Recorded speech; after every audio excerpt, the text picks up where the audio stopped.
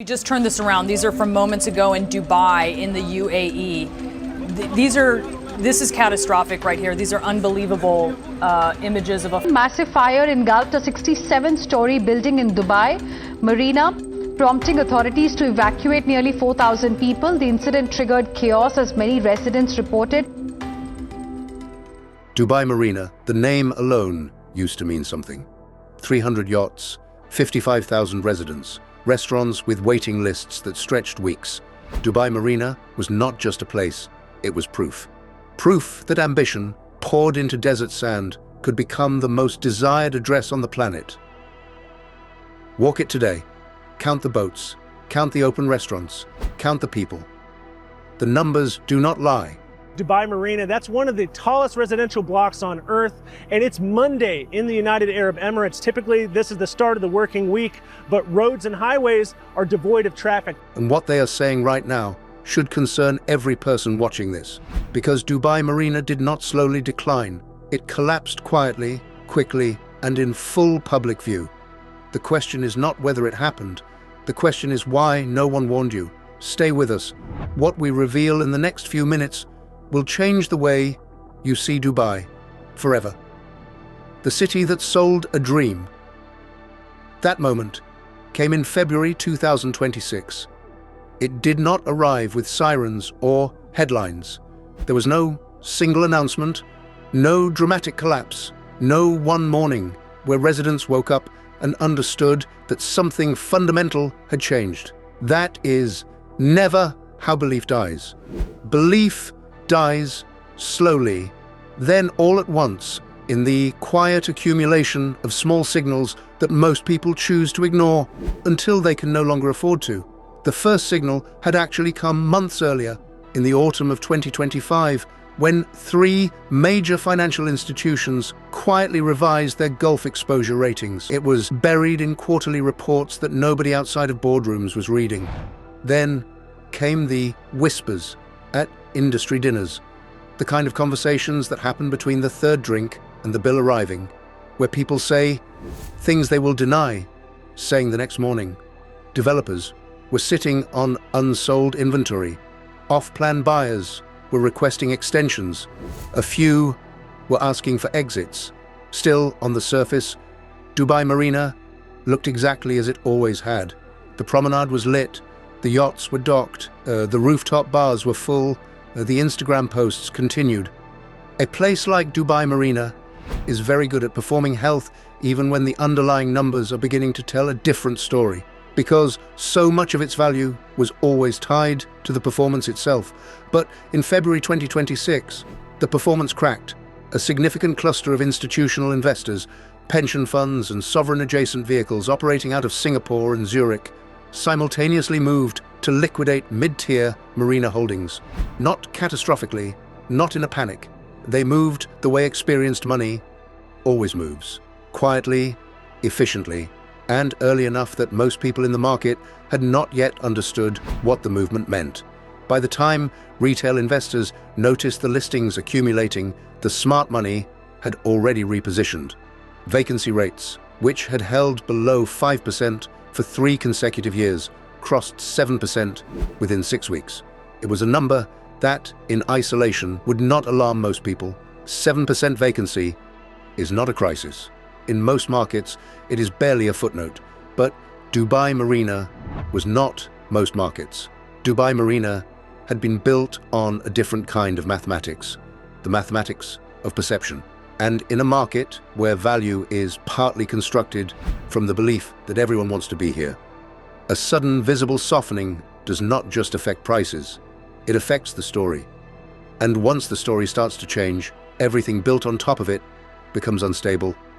The restaurants along JBR still had wait times, but they were 30 minutes now, not 45. The yacht brokers were still busy, but the conversations had shifted. More owners were asking what their vessel would fetch than asking what they could upgrade to. The weekend energy that had always made Dubai Marina feel like a city in permanent celebration had not disappeared, but it had dimmed, just slightly, in the way that a room dims when someone opens a window and the candles begin to flicker. Nobody wanted to say it out loud. In a place like Dubai Marina, saying it out loud is its own kind of betrayal of the city, of the investment, of the identity you had built around being someone who chose this place and was right to do so. But the people who had been here long enough knew the feeling. They had felt it once before, briefly in 2009, before the recovery came and convinced everyone that what had happened was an aberration rather than a warning.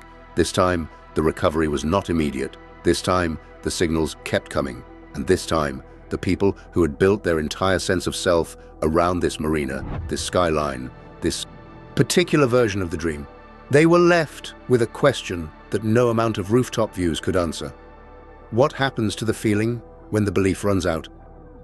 The night the sky changed. It is very quiet. We have no tourists left. That sentence, spoken by a single hospitality worker, carried the weight of an entire economy's sudden silence. It was not dramatic. It was not angry. It was just true, in the way that only people who show up to work every day can tell the truth. Not through data or analysis, but through the texture of a room that used to hum and no longer does. The quiet had come fast. That was what made it so disorienting. Dubai Marina had never experienced a slow season the way other cities do. There had always been the summer dip, the months when the heat becomes genuinely punishing and the European expats fly home and the tourist numbers soften. But even then, the marina never truly emptied. The long-term residents remained. The regional visitors from Saudi Arabia, Kuwait, and Bahrain filled the restaurants. The infrastructure of daily life kept moving. The place retained its pulse. What happened in the weeks following late February 2026 was different in kind, not just in degree. It was not a dip, it was a withdrawal. The people who left first were not the residents. They were the ecosystem, the invisible layer of visitors, contractors, short-term professionals, and tourists whose constant circulation had always made the marina feel alive. The weekend visitors who flew in from Riyadh for a Friday brunch and flew home Sunday night. The European couples doing a 2-week UAE stopover on their way to the Maldives. The conference delegates booked into the Marina View hotels for the string of industry events that typically fill the first quarter of the year. They disappeared almost simultaneously, as if someone had thrown a switch. The booking cancellations did not trickle in. They cascaded. Property managers of short-term rental units described opening their dashboards on a single morning and watching confirmed reservations disappear in real time, not one by one, but in clusters, as automated insurance clauses activated across thousands of policies at once the moment the U.S. State Department's Level 3 advisory was officially issued.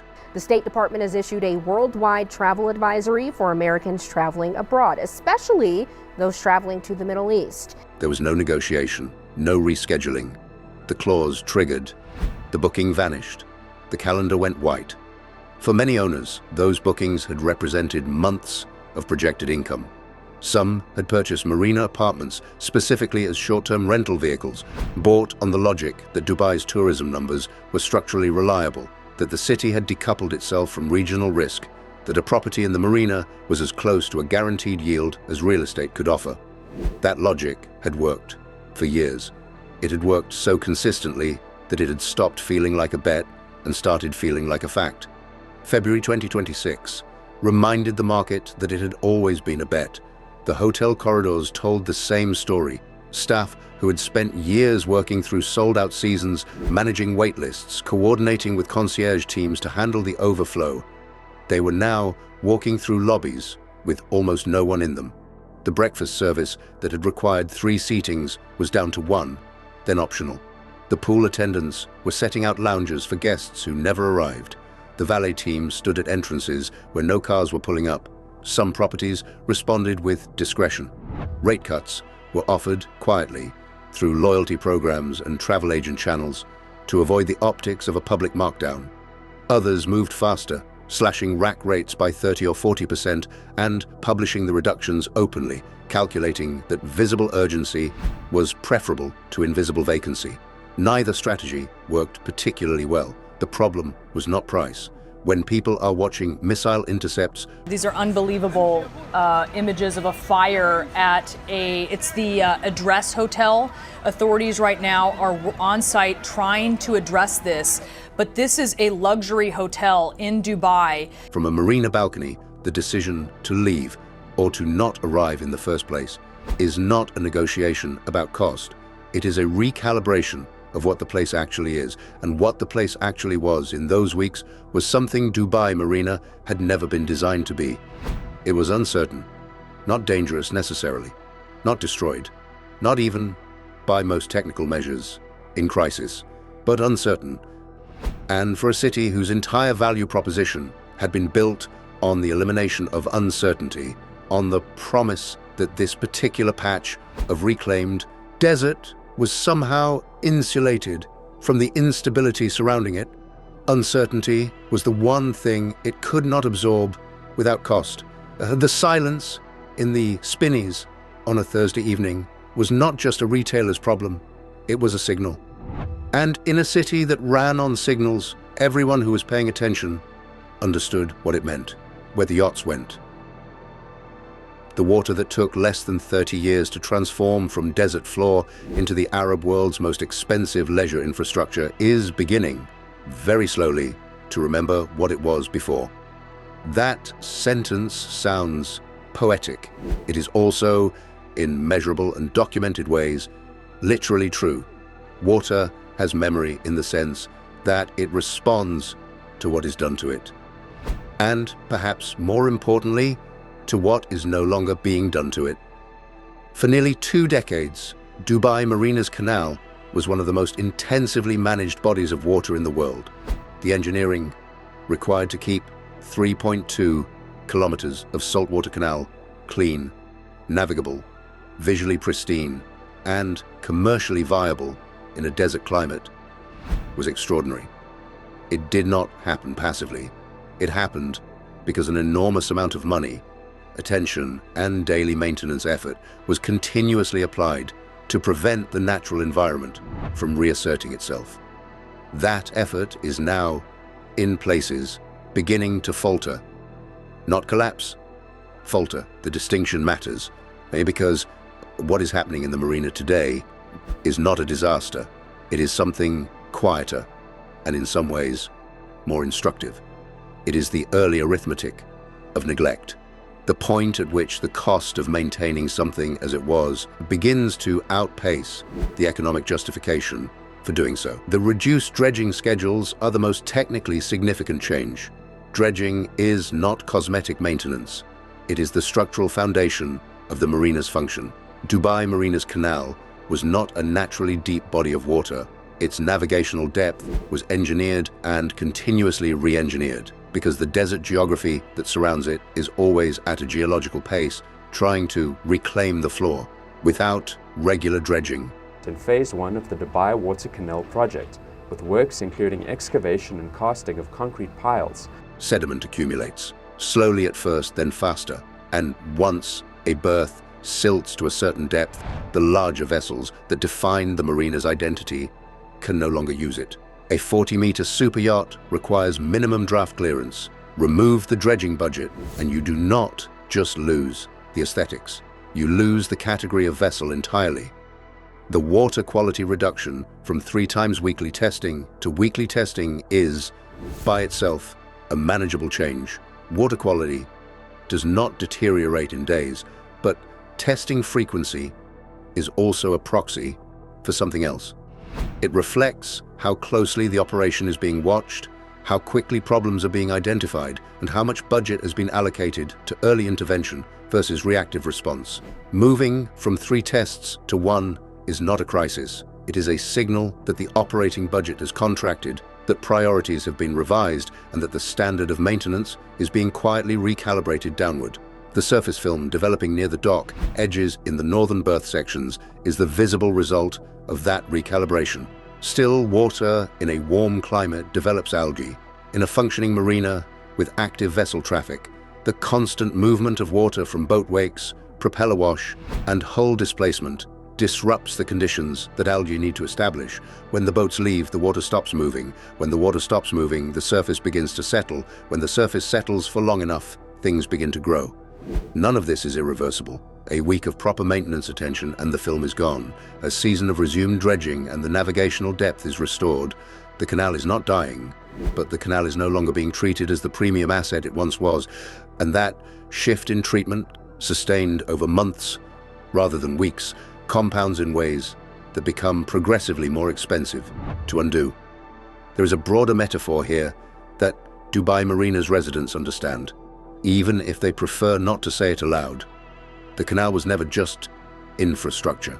It was the literal and symbolic center of the development, the thing around which all 200 towers were arranged, the reason the promenade existed, the justification for the berth fees and the retail rents and the property premiums. When you bought in Dubai Marina, you were not just buying square footage. You were buying proximity to that water.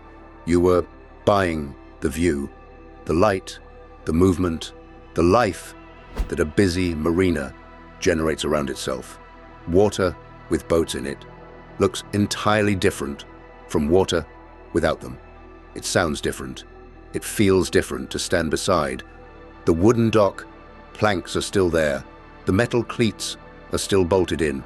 The infrastructure has not been removed, but infrastructure without purpose is just material. And material, in a desert climate, ages quickly when no one is watching it closely enough. The berths are waiting. The question that nobody in Dubai Marina wants to answer directly is a simple one. What exactly are they waiting for? The people who stayed of a city that no longer needs you.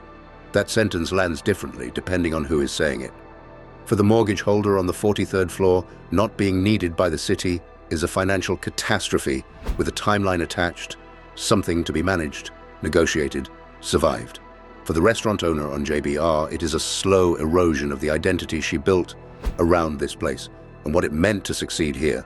But for the migrant worker whose entire life architecture, visa, income, accommodation, family remittances, sense of purpose, was constructed on the assumption that this city would always have work for him. Not being needed is not a crisis. It is a kind of disappearance. This is the layer of Dubai Marina's story that the property data does not capture and the hotel occupancy numbers do not reflect. The per square foot valuations and the maritime insurance premiums tell one kind of truth. The workers tell another. They came in the tens of thousands because Dubai had made them a reliable promise. Not an explicit promise. Nothing was signed. Nothing was guaranteed in writing, but a structural one. The city needed people to serve food, clean rooms, operate boats, manage lobbies, staff spas, park cars, and run the 1,000 small operations that kept the luxury experience functional. The demand had been consistent for so long that it had stopped feeling contingent. It felt like the nature of the place, and so they came and stayed and built lives calibrated to its rhythms. The accommodation most of them lived in was not in the marina. It was in Deira, in Al Quoz, in the labor districts that Dubai keeps at a careful distance from its showcase neighborhoods, close enough to commute, far enough to remain invisible to the guests they were serving. Every morning, they traveled toward the glass towers. Every evening, they traveled away from them. The marina was their workplace, not their home. But workplace and home, for many of them, had become so structurally connected that when the workplace emptied, both collapsed together. Unpaid leave, in the context of a migrant worker in the UAE, is not a pause. It is a crisis with a deadline. The employer-linked visa system means that a worker on indefinite standby is in a legal gray zone.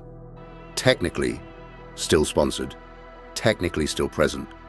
But without income and without certainty, they cannot easily take second jobs without violating visa terms. They cannot access the same financial safety nets available to citizens or long-term permanent residents. They wait. And while they wait, the remittances stop flowing to the families in Lahore, in Cebu, in Dhaka, in Kochi, who had built their own financial lives around the assumption that the money would keep arriving. The ripple does not stop at the marina's edge. it travels. What is also true, and what makes this particular moment complicated to write about honestly, is that many of the people who stayed across all categories, from the mortgage holder to the restaurant owner to the hospitality worker, stayed because they believed the situation was temporary. That belief is not irrational. Dubai has recovered before. It recovered from 2009. It recovered from the pandemic. Each time, the recovery came faster than the pessimists predicted, and the people who had held on were vindicated, and the people who had sold at the bottom spent years regretting it. That institutional memory of recovery is itself a force in the market. It keeps people in positions they might otherwise exit. It keeps restaurants open past the point of logic. It keeps workers waiting on standby instead of making the difficult decision to return home. The memory of Dubai's resilience is, in a real sense, part of what Dubai runs on. And it is being tested in 2026 more seriously than it has been in a long time, because the previous recoveries happened in a world where the marina's fundamental premise that this was a stable, connected, globally desirable place to live and invest remained intact even during the downturn. What is different now is that the premise itself is under question, not destroyed, not permanently dismantled, but questioned, visibly, by the markets and the movement patterns and the empty berths and the surface film on the water. And the people who stayed are living inside that question every single day, paying for it in different currencies, financial, emotional, legal, waiting for an answer that has not yet arrived. Is this the end, or just a pause? What is missing is the thing that made it all matter.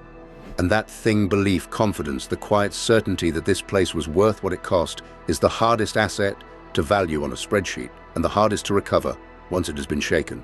You can repair a building, you can reopen a hotel, you can dredge a silted canal and refill a vacant berth and restock a restaurant and repaint a promenade. The physical components of Dubai Marina are not the problem. They were never the problem. The problem is the intangible infrastructure, the accumulated trust of millions of individual decisions made by investors, residents, tourists, and workers who all independently concluded that this particular place, in this particular region, was safe enough to build a life around. That conclusion is now being revisited, not universally, not permanently necessarily, but seriously, and by the exact category of person whose confidence the marina cannot function without. Consider what a high net worth individual's decision process actually looks like in the aftermath of late February 2026.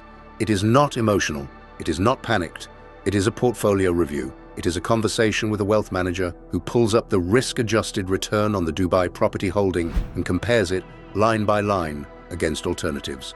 The conversation does not require the Dubai asset to be performing badly in absolute terms. It requires only that it is performing less predictably than it was.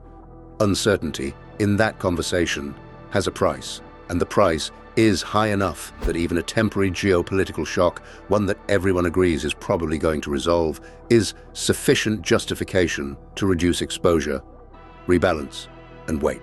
Those decisions are already being made. They were made in February, they were made in March, they are still being made now. And each one of them, individually small, collectively reshapes the demand side of the marina market in ways that take much longer to reverse than they took to create. This is the asymmetry at the heart of the pause versus end question. Building confidence is slow, eroding it is fast. Dubai spent 3 decades constructing a reputation so robust that it could absorb regional turbulence without flinching. The brand worked because it had been tested repeatedly 2003, 2009, 2020, and it held. Each recovery added a layer of credibility to the promise. Each time the city bounced back, the argument that Dubai was structurally different from the rest of the region became more convincing. What 2026 has introduced is not proof that the brand was wrong. It has introduced doubt. And doubt, in a market built on certainty, functions like a structural crack. It does not have to widen to be dangerous. Its mere existence changes the calculation. The supply pipeline makes the calculation harder. 110,500 new residential units entering the Dubai market in a single year is not an abstract statistic. It is physical inventory competing for a buyer pool that has, at least for now, contracted. Every new unit that comes to market, while international demand is suppressed, is another data point pushing prices in the wrong direction for existing owners, and falling prices in a market where so much of the value proposition was psychological do not just affect sellers. They affect the story that everyone who stayed tells themselves about why they stayed. There is still a version of this story where Dubai Marina recovers fully, where the ceasefire holds, the travel advisories are downgraded, the summer events calendar is reinstated, and the high season bookings for late 2026 come in strong enough to signal that the interruption was exactly that, an interruption. Dubai has earned the right to that version of the story. Its track record is real. Its infrastructure is genuinely world-class. The geographic logic that made it a global hub has not changed. But there is also a version where the pause becomes something longer, where the confidence does not fully return, where the yacht owners who discovered that the Mediterranean works just fine decide, without drama or announcement, not to come back, where the investors who paused quietly redirect, where the brand does not collapse but quietly deflates, not to nothing, but to something smaller, less certain, less premium than what it was. The marina water is still there, the towers are still standing, the promenade is still intact. Dubai Marina is not gone, but what it becomes next, that is no longer decided. And for a city that built its identity on the idea that the future was already planned, already designed, already under construction, that uncertainty is perhaps the most profound change of all. Dubai Marina was built in less than 30 years. It took less than 30 days to empty it.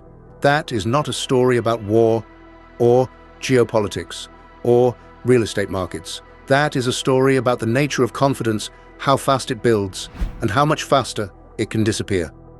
The towers are still standing, the water is still there, the promenade is still intact, but the feeling, the one that made people pay $3 million for an apartment they could see missile fire from, that feeling is gone. Whether it comes back depends on things no one in Dubai controls: regional stability, global perception, the quiet decisions of millions of travelers who will choose one booking at a time, whether this city is still worth the risk. Dubai Marina was never just a place, and right now it is reminding the world of exactly that. If this video made you think differently about Dubai or about the cities we build our lives around, share it. The conversation is just starting.